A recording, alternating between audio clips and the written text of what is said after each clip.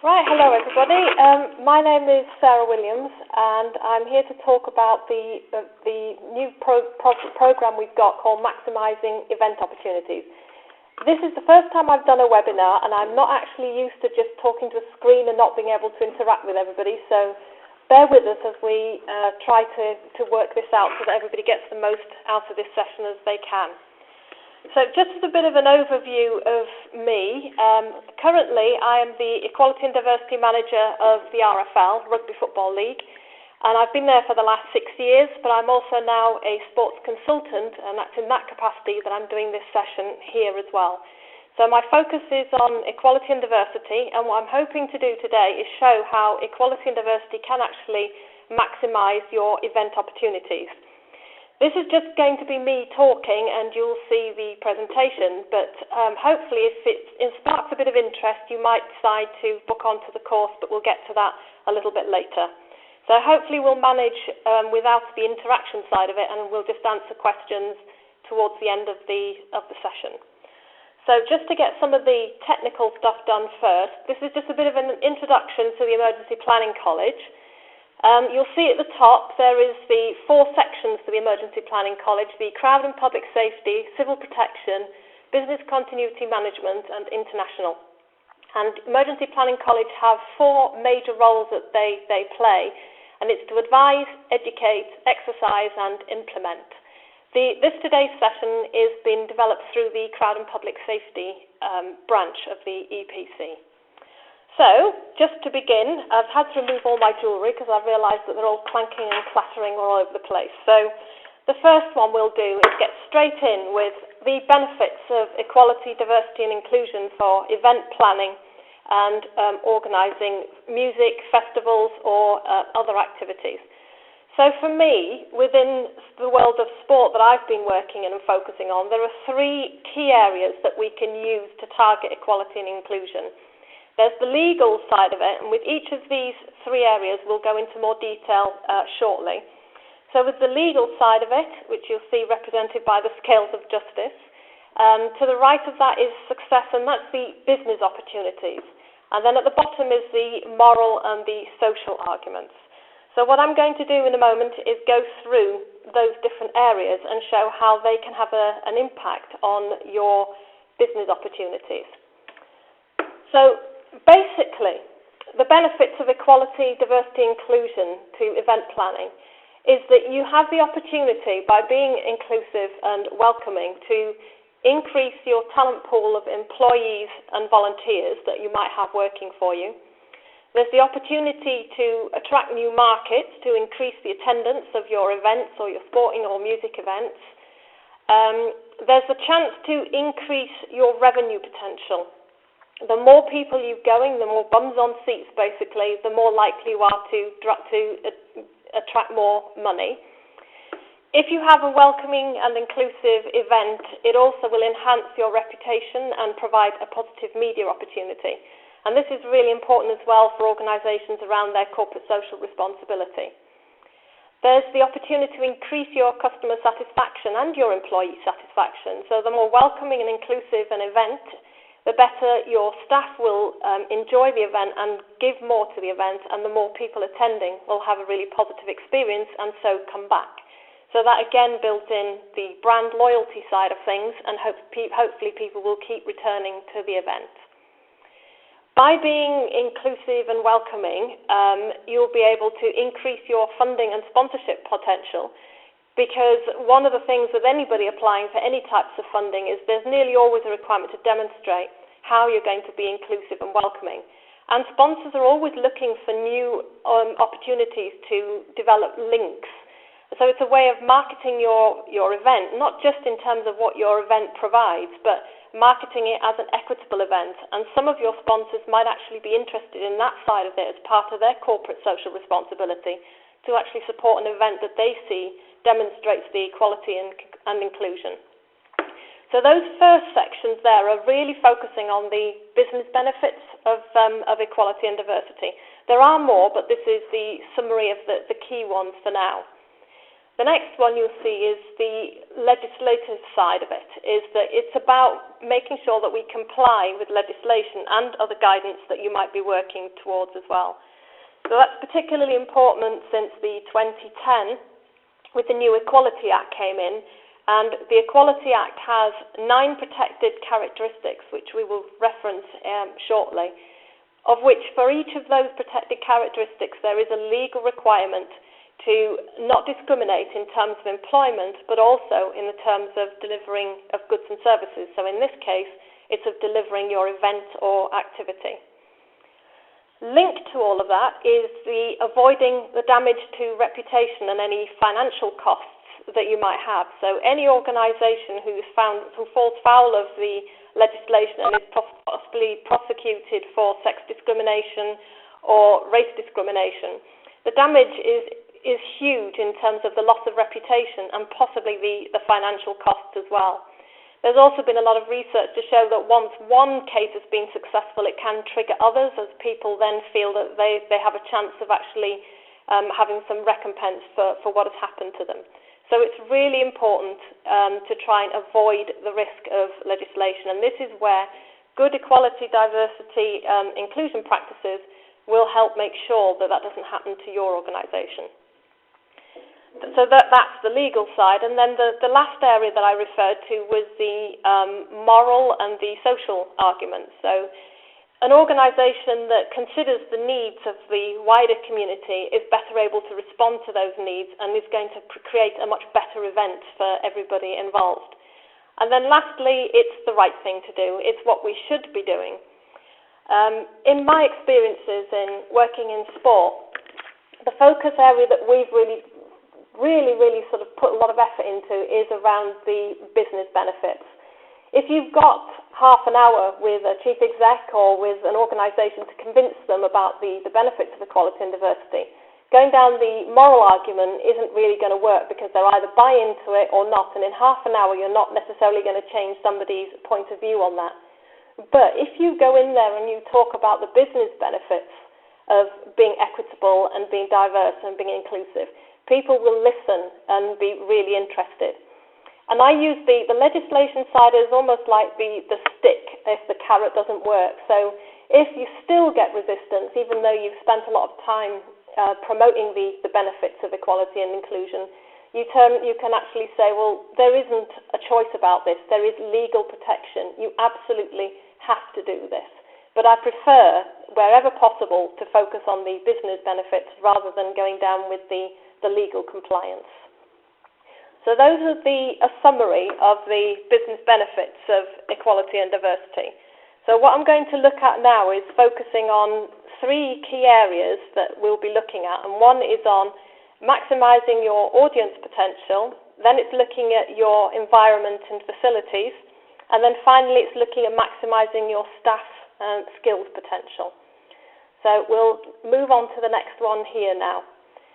So the first one, which I mentioned, was about how you can maximise your audience potential.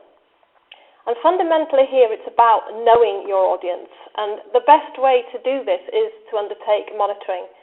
So monitoring enables you to understand who's working for you, who are your volunteers, and potentially who's actually attending your event. What we will be doing with monitoring, which we'll come to in the next slide, is looking at the different areas or protected characteristics that you can monitor.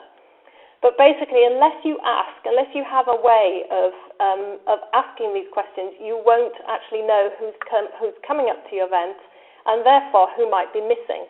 And it's that missing group that could be a potential new market for you to attract as volunteers or stewards or anybody who's working for your organisation or people who are attending. So you begin by having the overall picture of where you are at in terms of your organisation, but then what you need to do is to compare that to either your national or local data. And a useful source of information is the census data. It's one of the most recent information that we can find. So what you do then is you compare your existing profile of your staff or your volunteers and compare that to either national or local data as appropriate. And again, that will show you then whether or not you are reflective of the national statistics. And that will enable you to identify whether or not you have any areas that you could potentially reach. So, for example, a simple one would be if you looked at your profile of your staffing and realised there was 20% of the staff were women, you know that that's not representative of the national statistics where women are actually 51% of the population. So there is that potential between 20 and 51 to increase your range of talent of people that are working for your organisation or people attending the event. So once you've done that, once you've understood where your organisation is or where your event is, and you've compared that to the national statistics, you will know then who currently attends and who might be able to be a new audience that you can reach. And through that, you can then create a positive action plan to try and reach those communities and increase your revenue and improve your services for those particular groups. So this is a little bit about maximising your audience potential. So the next slide that we'll look at is, as I mentioned earlier, is monitoring. And this is the area that can be more contentious than others. But again, this is something that we would have more discussions on a one-day course than this presentation would allow. So as you'll see from there are 9 protected characteristics that you could or should monitor. So there's age, disability, gender identity, marriage and civil partnership, maternity, pregnancy and paternity, race, religion, faith, sex or gender as some people might prefer, and sexual orientation. In the sports sector, it's now a requirement for a lot of our sports to monitor across all of these protected characteristics in order to secure funding from UK Sport or Sport England, Sport Wales or Sport Scotland, because basically they want to know exactly who is working for our organisation and who we are reaching in terms of players, coaches and participants in the sport. So more and more organisations now, if you are doing some monitoring, there is a requirement under the legislation to monitor all of them, or at least those that are particularly appropriate to your group. So I know for some groups, the monitoring of sexual orientation presents the particular kind of barriers and anxieties because it's a relatively new area, and a lot of people feel that this might be invasion of privacy. But actually, it's really important because up to 7% of the population identify as lesbian, gay and bisexual, and if we don't know whether we're meeting their needs, how can we be sure that the organisation is genuinely inclusive? So this is why we ask people. And with monitoring, there is always an option to tick the box of prefer not to say, because that does give people the opportunity to either say that they're not comfortable to actually tick that box, or they actually object to monitoring as a principle. But you still have that opportunity to find out what people's views are of monitoring in terms of the responses that you get. So in terms of rugby league and in terms of sport, all of our sports are monitoring across all of these different strands now. So it can be done, and so we will be discussing this in more detail at a training day. So the next bit is we talked as well about then comparing to census data to know whether or not your organisation and your employees are representative. So what I've put here is just some key stats that came out from the 2011 census data, and this is just referring to your national statistics, not your local statistics. So if you read from here is the population of England and Wales on March the 27th, 2011 was 56.1 million, which is an increase of 7% from 2001. So 81% of the people that completed the census defined themselves as being in good health. 10% provided unpaid care for someone with an illness or disability, which obviously has implications when you're looking at events in terms of carers wanting to come along with people who are disabled and meeting the needs of both a disabled person and their carer or personal assistant. 59% stated they were Christian, which is a significant difference from the census 10 years previously in 2001 when it was 72%. So the number of identifying as Christian has dropped quite significantly. And correspondingly, 25% now define themselves as having no religious affiliation compared to 15% in 2001. So the importance of this is being able to show how over a period of just 10 years, demographics are changing significantly. And that is why, as an organisation, you need to be aware about what's happening in your local area and nationally in terms of the demographics, so that you can make sure that you can meet those changing needs in your organisation as well. Interestingly, this sort of 86% of the population belong to a white ethnic group compared to 80% in 2001. The Indian population is 2.5% and the Pakistani community is 2%. So when you look at London, for example, and this is where we talked about the importance of having local data, is only 45% of the 8.2 million residents defined them as white British. So the other 55% were from a range of black and minority ethnic groups and also white other groups. So it's really important that we're aware of the local demographics. If you're hoping to attract people from a national pool, then you would be looking at national data. But if, say, it was a local event, a smaller event, say, in the northwest, there would be much lower incidence of black and minority ethnic communities, so that wouldn't be so much of a priority as if you were running an event in London or Birmingham or Leeds or Bradford, who all have communities with a much higher percentage of BME communities, black and minority ethnic communities. The population is 16% over 65 and 6% are under 5. And then the estimate, I've included this in, even though in the census data, it doesn't actually ask the question. There was a lot of campaigning between 2001 and 2011 to add the question around referring to sexual orientation. But unfortunately, despite lots of efforts, that wasn't included in the 2011 census. So the estimates we've got here are based on information from LGBT or lesbian, gay, bisexual and transgender organisations, and it's what the amount we're working towards is around 7%. So what we have got now is that sports organisations such as UK Sport and Sport England are now beginning to ask the question around sexual orientation. So when you're looking at sport, one of the things that they do is that they use the Active People Survey to identify the percentage participation in a whole range of different sports. And they have now included sexual orientation as one of their questions. So as time progresses, we will have a much better understanding of that particular group within society. But as I said, at the moment, this is just an overview of some of the census data that is around there that will help you understand how your organisation compares to the national statistics and then the local statistics. So hopefully that makes a bit of sense in terms of giving you an overview of monitoring. So just to catch my breath a little bit, the next section now is around maximising your environment and your facilities. So this is the process by which that you would go through this. So the first thing you'd need to do is consider all the protected characteristics, which we've mentioned in the monitoring details.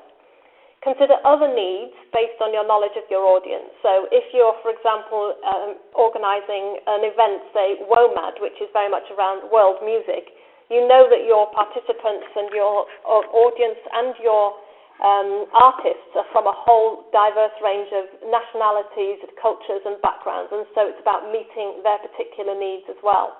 If you're running an event that is aimed at young people, then it's meeting the needs of children and young people too. If you're going to try and work out how best to meet the needs of the audience or your employees, rather than just trying to work it out for yourself and just deciding, well, this is what you need to do, consultation is the absolute key. So how you do that will vary massively. It could be consultation via focus groups, it could be an online consultation, it could be a questionnaire. Loads of different ways, but the most important thing is that you try and ask your employees and volunteers and try and ask the participants what do they want and how could you best meet their needs. Once you've done that and you've got your statistics and you've got some consultation, it's at that point you'll be able to develop a robust action plan to prioritise and help you make the reasonable adjustments that you need to make in order to accommodate the needs of those different groups and communities. So once you have that, you have your action plan and you have made your various adjustments, it's then really important that you communicate that information to your staff and volunteers and to the audience. So in advance of an event, on the website, on leaflets, information, if you have a whole range of actions that you've taken, facilities and services that you provide or will intend to provide at the event. Sometimes reasonable adjustment means that you won't necessarily be able to meet the needs of everybody, but as long as you make it clear, then it will be up to the communities or the attendees or the staff or volunteers to make a judgment themselves about whether they feel this event is appropriate or suitable for them. But the key thing is to get that information out there in advance of the event about exactly what facilities and services you can provide and what you're unable to provide due to maybe some significant limitations of where the event is being held. When you're then at the event, it's about providing information and signage so that anybody attending will be able to identify, well, where can somebody collect their audio commentary equipment, or where is the baby changing facilities if you're a male there with children rather than a female with children. So once you've got all the information and signage at the event, so that might even be, following in the examples of the games makers at the Olympics, is that they actually had volunteers that were clearly identified with their high-vis jackets that were the ones that had been trained and had some additional information for everybody, so that if you happened to be at the event and you could see some of these people in their high-vis jackets, participants and attendees could just go up to them and ask for information. And some of the times they actually had paper-based leaflet information, and sometimes it was a case of they just understood and was able to share that information to anybody who asked. So linked to that is training. It's absolutely essential that all the staff or volunteers at the event are fully aware of all the facilities and services that you have on offer and where they are. One of the things that we found when we were doing the Rugby League World Cup very recently is that we had 650 volunteers that were volunteering across a whole range of sports grounds. Some of them, they were fans of rugby league and were familiar with those sports grounds. Others weren't, and so it was new to them. So as part of the pre-training, obviously we had the equality and diversity element of it. But the other thing that was really evident that they needed was a map of the stadium. Not the kind of maps that you have for ticketing, which is breaking the whole stadium down into the ticketing areas, but actually a map that showed where the accessible toilets were, where the baby change facilities were, where the ATM was, because it's amazing how many people turn up at a stadium with cards and suddenly realise that they need cash and they want to know where the nearest facility is. So it's making sure that they are aware of all of that with the pre-match training was really an important factor in making sure that they were able to direct inquiries and questions from the public effectively. So certainly all the Rugby League Ground Safety Officer Association members, that when I spoke to them as a debriefing session post the World Cup, were all saying how they thought that the map, although there were some maps that weren't as accurate as others, that how they make a really positive difference, and they felt that would be really useful as the front sheet of maybe their steward packs, particularly when they have new stewards that they can train. So that's one of the key things that we'll be doing as part of our access audit that we're doing with Level Playing Field of all our championship stadiums, is we will look at trying to develop an up-to-date map that highlights all those facilities and services for disabled people at our stadiums. Once you've done all of that, then after the event, it's the importance of evaluating the impact and the feedback. So it's trying to find ways of asking the participants and your volunteers and your staff to feedback on what they thought of the event. Did you meet their needs? Was there anything that they think that you could do better, or how could you improve? And that then becomes a cycle. So part of that evaluation then forms development for the next year when you might be running the event, or the next week when you might be running a similar event. So that's the kind of process that you go through in order to maximise your environment and your facilities.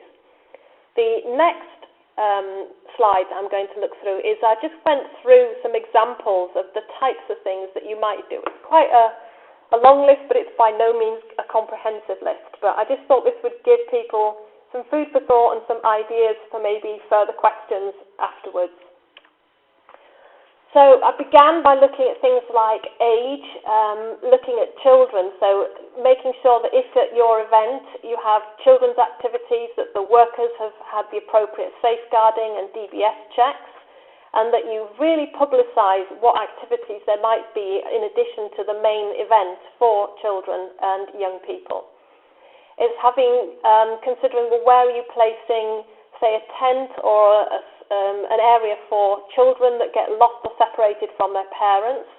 It's looking at buggy parks as well as buggy-friendly paths to get around, particularly something important if you're at an event that's on a field, for example, is how are you going to actually make it so that people with children and young people can get their buggies around. Looking at baby changing facilities for both genders, obviously, which we mentioned earlier. And then it might be about parents who are breastfeeding, and again, this is all about what's relevant to your event. If you were going to a Lamb of God event, which is like a heavy metal event, it's very unlikely there's going to be a request for breastfeeding rooms, but if you're at a children-friendly festival such as the Cambridge Folk Festival, then things where you can breastfeed or feed small children or change small children would be really useful. So again, this is about linking this to the knowledge of your participants and your volunteers. In terms of, I was looking at faith and all those sorts of areas as well, I was looking at, well, can you provide a prayer or quiet room? The prayer room should be non-denominational, so that it appeals to all different faiths. And a quiet room, if you refer to it as that, can also be useful for people maybe who have mental health issues and at an event maybe need some time out, particularly if it's a noisy music event or it's very, very full and people might find that the crowds can be quite difficult to manage. So you can provide a facility for that can be really positive. Food is a massive issue, whether it's at a rugby event or whether it's at a festival or whether it's at a music event, have you got vegetarian or vegan options?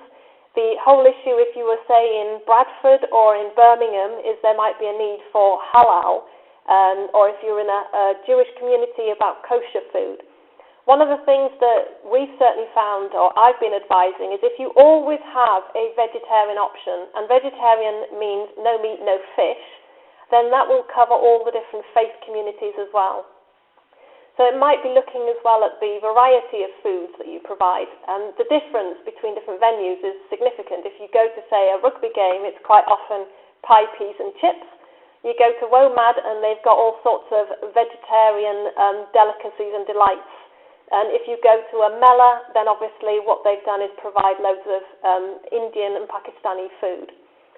The most important thing is that food labelling. And you might have seen that really effectively at the Olympics when you went into the area there, is that they clearly labelled what was in all the food and whether, for example, the chips had been cooked in vegetable oil or whether they'd been cooked in lard or what have you. So that people, again, are able to make choices knowing that they know that what's in the food, and that makes it so much easier for people who have allergies as well as people who are looking for food that will meet their particular religious or dietary requirements. It's also looking at non-alcoholic drinks and possibly providing areas where you don't have alcohol, and that can be more child-friendly, but also that's a more welcoming environment for some people where some faiths where alcohol isn't necessarily something that they're comfortable with. Linked to all of that can be baby food and bottle warming. I know in terms of having children, that IKEA were one of the first organisations that actually provided that facility just as routine for people to be able to meet the needs of their small children. So those are some examples around food and faith. And then accessibility, this is a huge area, because the important thing as well with accessibility is not just to be thinking about wheelchairs in terms of lifts and ramps, but also recognizing there are sensory impairments, so hearing and visual impairments, learning needs and disabilities, behavioral needs such as ADHD or Asperger's, mental health conditions, and then chronic health conditions as well, such as heart disease or diabetes, cystic fibrosis, all those sorts of things. Just because this is such a huge area that we can't go into now, I just picked some key areas that you need to be considering in terms of accessibility around all of those different disabilities. The fundamental thing I would say is that you get in some expertise around accessibility. So for Rugby League, for example, Level Playing Field are doing the access audit of our stadium because they have the skills to be able to undertake this kind of work for us. And there are other organisations as well that have that specialise in accessibility at events, music and festivals. So those organisations can provide some really useful information for you on their websites and also to to actually visit. But the key things to be thinking about is your websites. Is the information being displayed on your websites for advertising the event to make it clear what accessibility you've considered? Ticketing is another significant area that we need to consider. So on the one hand, you've got that disabled people generally, as good practice, would be charged the full price, but anybody with a companion or personal assistant would have a complimentary ticket in recognition that they're not necessarily there to enjoy the event themselves, but to support a disabled person, and that would be your reasonable adjustment around ticketing. Another thing, there's just been a recent research piece from, if you just hang on for a second, I'll just ask my colleague to pass it over. There's a piece of paper there, that one, yeah. Right. From Access All Areas, where they have just produced today some research highlighting that the UK music industry is losing out on a potential £66 million because of inaccessible ticketing. And that's an issue for sport as well, is that they did a research project with disabled people and asked how they wanted to purchase their tickets, and 75% wanted to purchase tickets online. And yet when they contacted the various ticketing agencies, only 2 out of 10 offered an online service. Instead, they were saying that any disabled people needed to apply through a telephone ticketing service. And obviously, so for the research that Access All Areas showed, is that you can make a significant improvement in terms of your disabled participants or people accessing the event simply by looking at more effective and inclusive ticketing policies. Parking, obviously, it's really important if you've got camping as well, is where's the accessible areas for people to park. And then also the transfer from the parking to the main event is making sure that that is accessible and there are no curbs, uneven surfaces.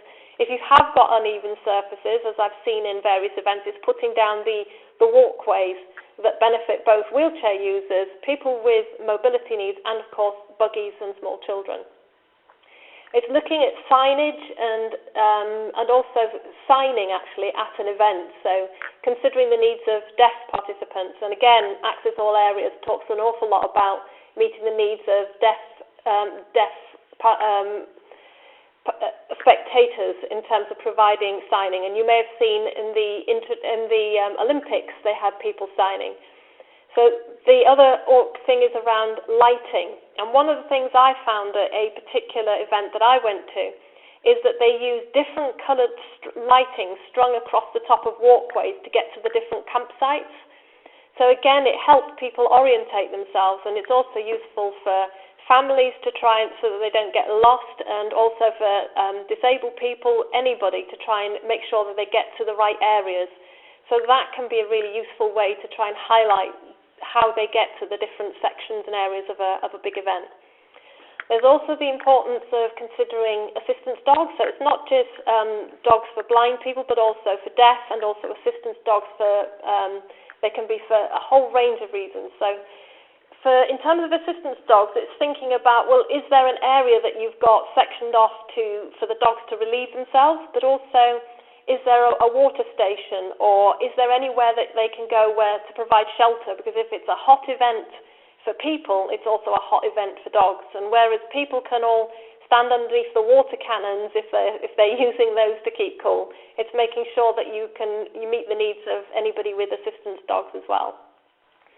And then there's the issue of viewing, and certainly for a lot of concerts and things that I've been to, is what tends to happen is wheelchair users are allocated into the viewing platforms, or if it's at a rugby game, it might be around the edges or on raised areas.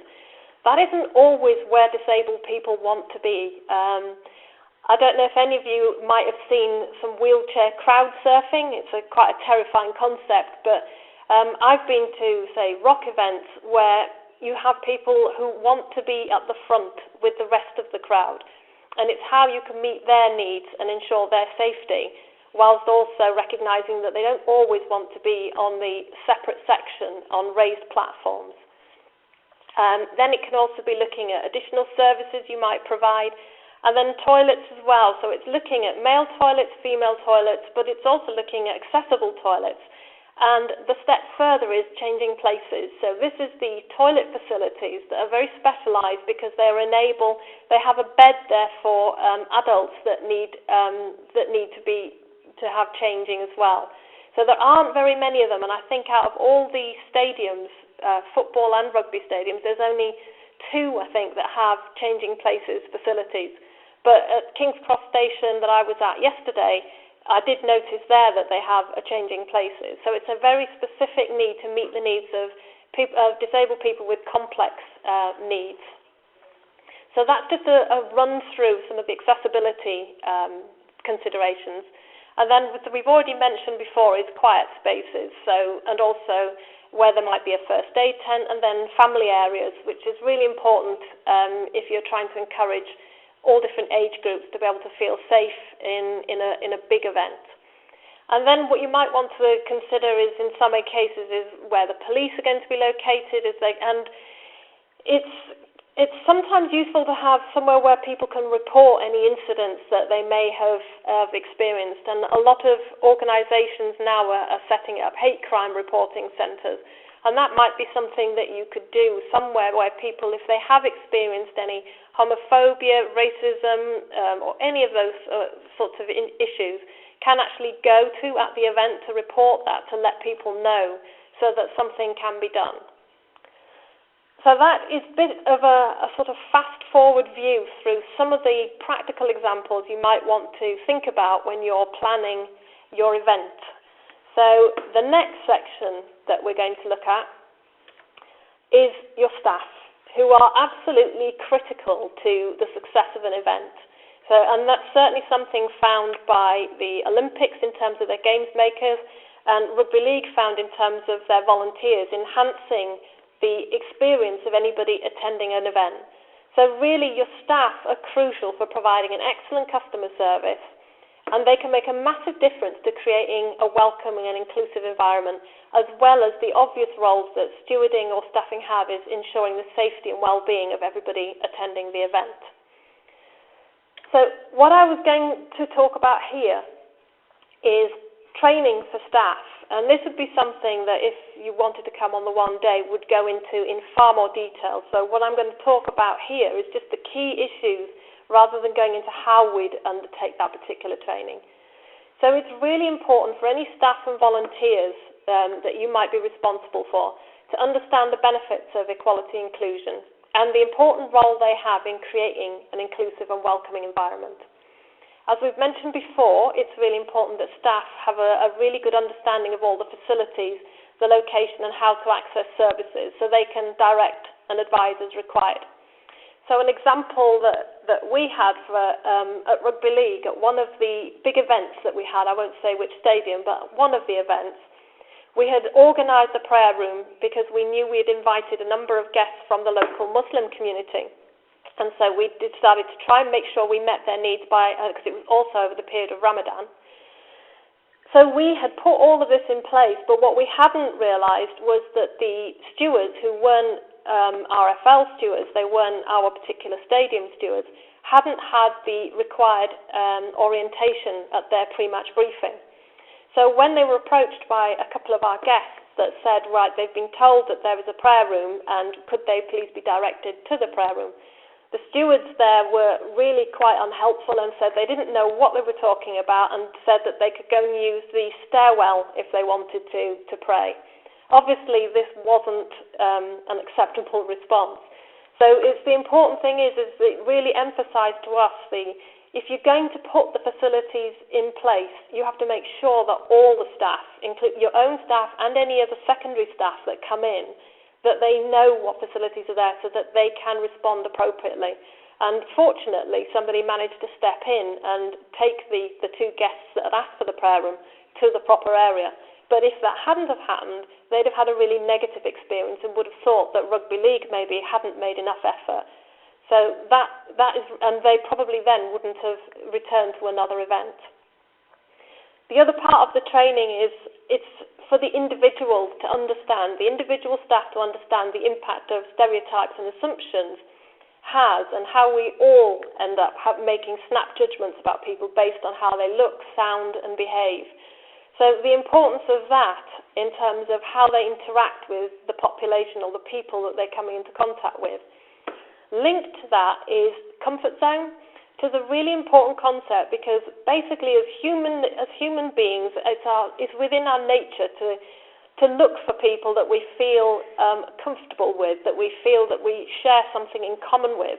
I'm sure you've all done this when you've been to a party or an event, is that you ask a few pertinent questions to try and establish whether this is somebody you're going to spend any more time talking to, or whether you're going to just go off and make an excuse to go on to the next person. And with stewards, what you've also, or anybody working or volunteering at an event, it's making sure that they have the confidence to be able to talk to maybe groups or individuals that they haven't previously had any contact with and maybe don't feel quite as comfortable with. And if you're talking around disability, say, a lot of people, the work I've done, their biggest anxiety is this fear of how do you talk to disabled people? What if you say the wrong thing? The amount of people that have been, traumatized by having casually, when they've been talking to somebody who has a visual impairment, casually walking away and say, I'll see you later. And then just being absolutely mortified and thinking, what if that person is really offended? But actually, they weren't, and what they really wanted is to get people to understand that you just treat people with respect, and if you make a mistake, most people are quite happy to correct that. But fear and anxiety of saying and doing the wrong thing can be one of the biggest barriers to stewards, staff or volunteers actually making that extra effort to engage with the diverse range of participants or event goers. And linked to that is conscious and unconscious bias that we would be exploring in a lot more detail. So this is around, an example I can give you there is, I was talking to my mother about whether or not she felt that she was really non-judgmental, and she was saying, absolutely, I'm completely non-judgmental, and I countered that, saying that I didn't actually think that was possible. So I gave her the scenario. If you were walking down the street and a group of older women came up to you, walking past you, and you wanted to know the time, would you feel comfortable asking them all for the time? And she said, absolutely, yes, no problem.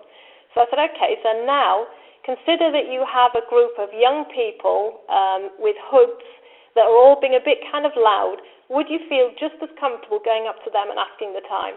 And she said yes, and I challenged her on that one. I said, I don't think so, Mum. I think you would probably have crossed the road and you certainly wouldn't have approached them. But she was so anxious to not say that she felt that she was going to discriminate or that she had a bias, that she just didn't deny the fact that she could be uncomfortable. And that's the case with everybody. We all have groups or communities that we feel more comfortable with, or we have biases towards, in favour of, or even negatively. And it's about the importance of recognising that we have conscious and unconscious bias and to actually mitigate against that.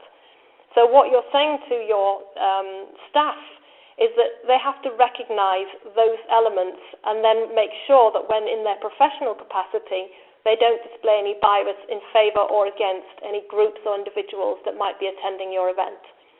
You need to do this in an interactive training session because obviously this is quite a difficult area for some people to address, which is why I can't really do it justice in a a presentation just speaking to a screen.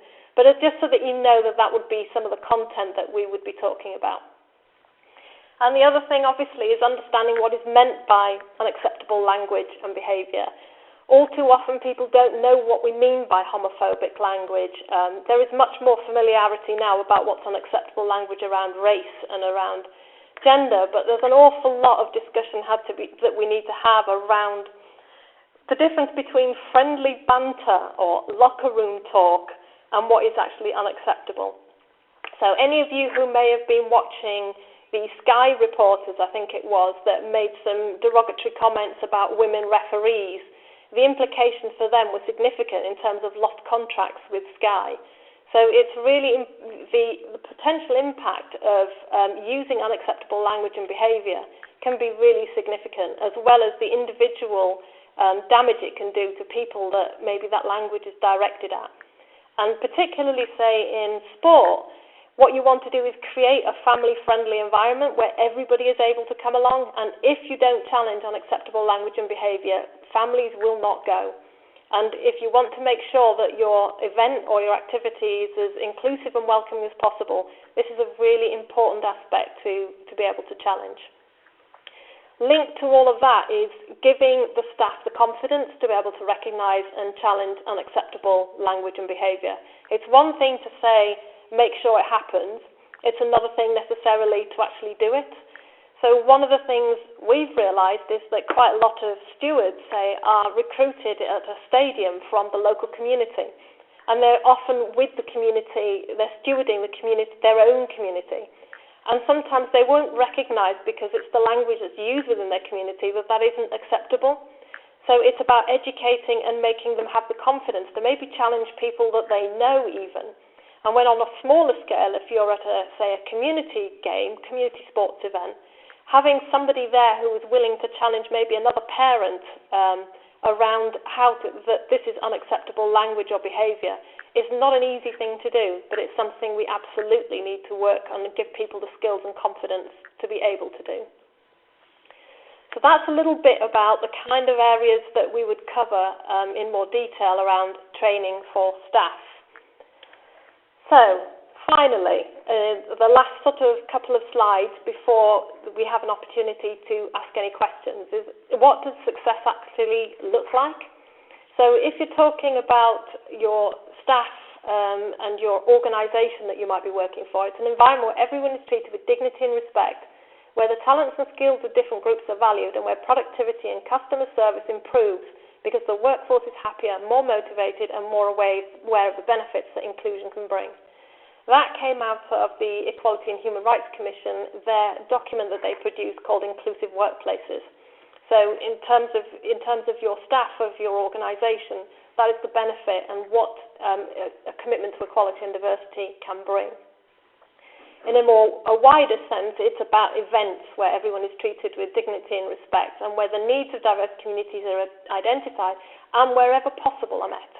And where customer satisfaction is high because the event planners have taken positive action to ensure that they can access and enjoy the event fully.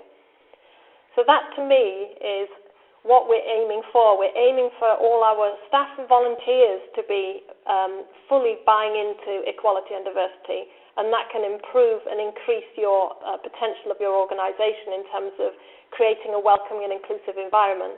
But it's also about the wider looking at how you organise, plan and deliver and evaluate your event to make sure that the needs of all different communities are fully taken into account. So, if you want to know more, you are welcome to enrol on one of the EPC courses. We had planned a 2-day course, but we decided on some evaluation from different communities and groups that a 1-day course would be more effective and more sort of financially viable as well. So hopefully this course would equip delegates with the information, knowledge and skills and confidence to maximise their audience potential by meeting the needs of diverse communities. So those are the dates that anybody can book onto. And I've been told there is another slide. Oh yes, there is. This is the any questions. This is more information here that Emergency Planning have put on in terms of other courses that might be relevant or interesting to the people who are on this course. So now I guess we've got some questions. So how easy is it to access census data? Well, I can give you a very simple route into it by looking at the, it sounds like I'm plugging my own organisation, but we've created this on the RFL's website. So if you go onto the RFL's website, that's Rugby Football League, and you click on the top button, it says the RFL, and then click onto Equality and Diversity. At that point there, if you look on the left tab, there will be a section called Census Data. And I've done the summary documents there for the general census, and then I've broken down into the different regions where there are rugby league. So Leeds has got their own specific one, Hull has got one, Warrington has got one. So you can have a look at there, and on that section as well, there is a step-by-step guide to how you can access that census data and how you can then target the area that you want to. So hopefully that will make things a bit more straightforward, and if otherwise, you just need to email me. I don't know if we've provided my email address, but it is sarah@sarahwilliamsconsultancy.co.uk. So if you've got any further questions, you're welcome to email me on that as well. In terms of, is there a summary available? What we will... Oh, right, okay, it's already been answered. So it's going to be recorded and available on the website next week. So hopefully, if you've got any more questions, you are more than welcome to ask or email them in. And, yeah, hopefully I'll see some of you at the course as well. I hope you enjoyed it and found it useful. Thank you very much. And if you'd like to give some feedback, that's also massively appreciated, because this is the first time we've done this webinar, and it's actually the first time I've ever done one of these types of conferences, and it's actually quite difficult to just do a presentation to a screen. So anyway, I hope you got something out of this session, and thank you for participating. For anybody, questions coming in? No. Anybody who wants to ask any questions who didn't quite catch it at the beginning, there is a little green tab at the top with a chat box option. If you want to click on that, and you can type a question in. Otherwise, we'll give that a few minutes just in case. The webinar will be available from the EPC website next week to download and listen to. And there is another running of this webinar at 3:30 today, if those of you who missed the first part would like to join it again. If there's no other questions, we'll end it there. So, yeah, I think probably that's about it. So thank you very much for joining us today, and question. Are users separated? Is this accepted? Right, there's a question here for reasons wheelchair users are often separated, as this is, for safety reasons, wheelchair users are often separated. Is this accepted? I think the key to this is to provide a range of options for wheelchair users. Some wheelchair users will prefer to be in the raised areas where they can maybe be with their personal assistant. But it's also to look at, when you're doing your risk assessment, that you also think about wheelchair users that might want to be, say, at the front of a crowd when there is a music event or something like that. So it's making sure that you consider the different options for wheelchair users, not just saying, right, there is only one option for you, and that is to be in the raised viewing areas. So it's, again, it's about, I would say crowd surfing in wheelchairs is singularly dangerous, simply because of the risk to people in the chair, let alone the people that might be, who might be surfing. But I have seen loads of footage on YouTube on wheelchair surfing. So that would definitely, I would say, wouldn't be a safe and acceptable thing to do. But also, it's trying where possible to provide a range of opportunities for disabled people, not just one solution.